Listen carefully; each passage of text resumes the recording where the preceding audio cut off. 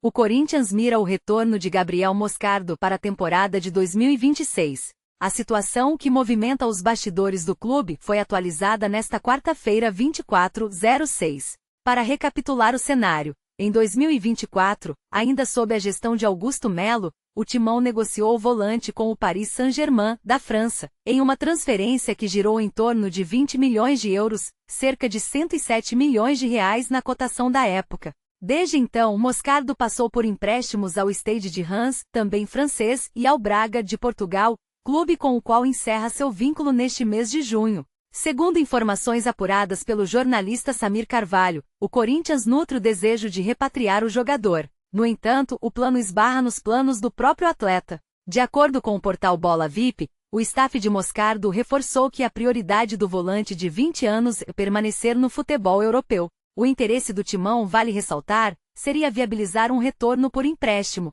e não uma compra definitiva.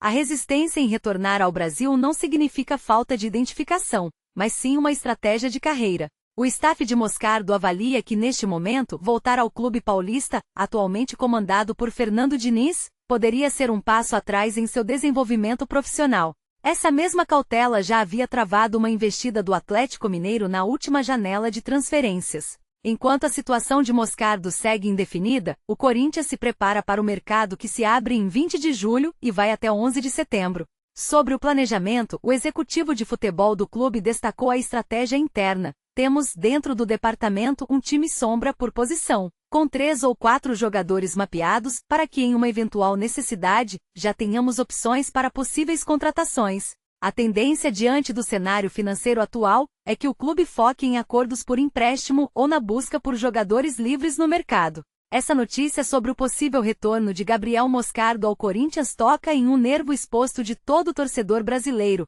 a relação complexa entre o sonho de ver um cria da base brilhar no seu clube do coração e a realidade cruel do mercado global de transferências. Para quem não se lembra ou precisa de um panorama mais amplo, estamos falando de um jovem talento que, apesar de ter apenas 20 anos, já viveu uma montanha-russa digna de jogadores com uma década de estrada. Gabriel Moscardo, nascido em Taubaté, no interior de São Paulo, é um exemplo clássico de ascensão meteórica. Ele chegou ao Corinthians ainda muito novo, um garoto tímido que foi lapidado nas categorias de base do Parque São Jorge até ganhar a chance que todo menino sonha, ser promovido ao profissional. E não foi um início qualquer. O Moscardo que vimos em 2023, sob o comando de Vanderlei Luxemburgo, apresentou uma maturidade tática que raramente se vê em um volante daquela idade.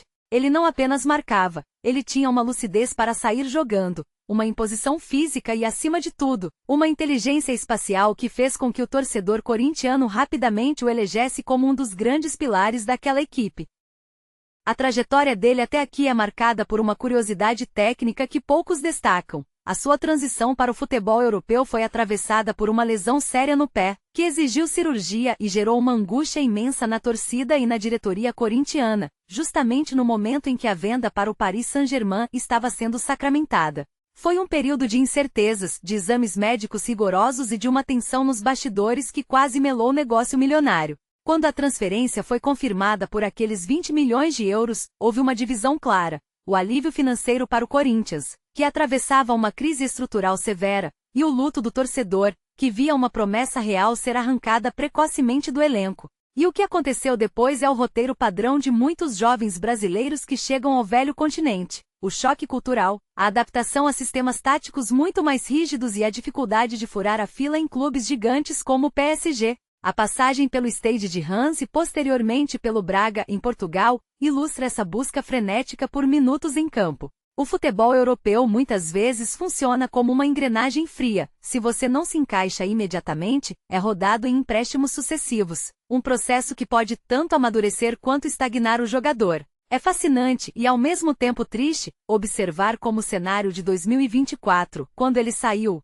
se diferencia tanto deste momento atual sob o comando de Fernando Diniz. O Corinthians tenta agora uma operação que, convenhamos, é extremamente complexa. O clube quer o jogador, mas o jogador, ou melhor, o staff que gerencia sua carreira, tem uma visão muito clara de que retornar ao Brasil agora, mesmo que seja para um gigante como o Timão, pode ser visto pelo mercado europeu como uma admissão de derrota, um sinal de que o projeto Europa não deu certo. E é aqui que entra a minha análise sobre esse movimento. Eu particularmente acho que essa resistência do Moscardo é um reflexo do medo que os jovens jogadores brasileiros têm de se tornarem invisíveis. O mercado europeu é cruelmente imediatista. Uma vez que você volta, o carimbo de fracassado no exterior pode te perseguir e fechar portas em clubes de elite. Mas por outro lado, o que o Corinthians oferece? O Corinthians oferece visibilidade, oferece a paixão de uma torcida que, se ele retomar o bom futebol, fará dele um ídolo instantâneo novamente, algo que ele dificilmente conseguirá ser em um clube de médio porte na Europa. Na minha visão, a televisão brasileira e a imprensa esportiva, de modo geral, romantizam muito o retorno de jogadores, como se fosse um conto de fadas onde o filho pródigo volta para casa. Mas a realidade é de uma frieza absoluta. O futebol hoje é um tabuleiro de xadrez financeiro. O Corinthians, com sua política atual de time sombra e foco em empréstimos ou jogadores livres, mostra que o clube está tentando sobreviver a uma era de austeridade, tentando encontrar oportunidades de mercado como quem garimpa ouro em um rio seco. A tentativa de repatriar o Moscardo não é apenas esportiva, é um movimento de marketing e de esperança para uma torcida que está carente de ídolos de identificação recente. No entanto, me parece que o staff do jogador tem razão em priorizar a permanência lá fora, mesmo que isso signifique lutar por um espaço menor. O nível de competitividade do futebol de elite europeu, mesmo em ligas de segundo escalão, ainda oferece uma vitrine que o Brasileirão, apesar de toda a sua evolução técnica, muitas vezes não consegue replicar da mesma forma para quem quer disputar uma Champions League ou ser convocado para uma seleção de ponta. O que me chama a atenção é o contraste entre o passado e o presente. Quando o Moscardo saiu, ele era a solução dos problemas financeiros do Corinthians. Agora ele é visto como uma solução técnica, um reforço que chegaria para qualificar um setor que sofreu com a instabilidade.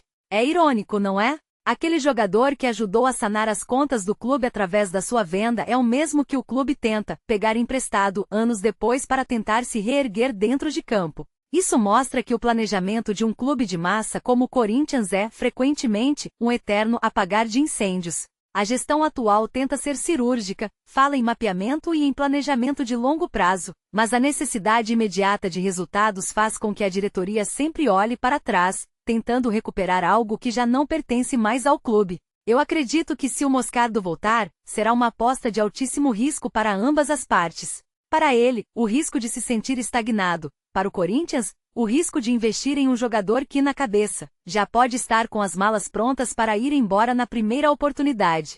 A carreira de um jogador de futebol é curta, e ele tem todo o direito de buscar o sucesso onde ele acreditar que terá mais frutos.